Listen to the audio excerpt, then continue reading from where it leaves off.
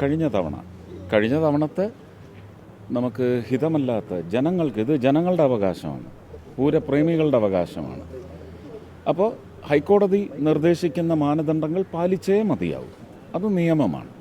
പക്ഷേ അതിനകത്ത് വൈകാരികമായ ചില ഇടപെടലുകൾ ഉണ്ടായെങ്കിൽ ഹൈക്കോടതിയെ ധരിപ്പിക്കാൻ വേണ്ടി ചില പുതിയ മാറ്റങ്ങളോടെ, അത് സാങ്കേതികമായ മാറ്റങ്ങൾ വരുത്തിക്കൊണ്ട് ജനങ്ങളുടെ തന്നെ ഒരു ഉത്സവമായിട്ട് ഇത് പൂർവ്വസ്ഥിതിയിലേക്ക് കൊണ്ടുവരാനുള്ള ശ്രമത്തിൻ്റെ ഭാഗമായിട്ടുള്ള ടെക്നിക്കൽ ചേഞ്ചസിന് വേണ്ടിയുള്ള ഒരു മീറ്റിംഗാണ്.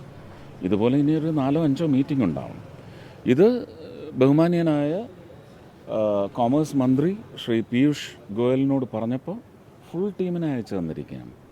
പെസോ, എക്സ്പ്ലോസീവ്സിൻ്റെ എക്സ്പേർട്സ്, പിന്നെ സൗണ്ട് എക്സ്പേർട്സ്, ലൈറ്റ് എക്സ്പേർട്സ്, ഇതിൻ്റെ ഒരു ഇമ്പാക്റ്റ്, എക്സ്പ്ലോഷൻ്റെയൊക്കെ ഇമ്പാക്റ്റ് എത്രമാത്രം കെട്ടിടങ്ങൾക്ക്, ക്ഷേത്ര സമുച്ചയത്തിന്, അത് ആർക്കിയോളജിയുടെ കീഴിലുള്ളതാണ്.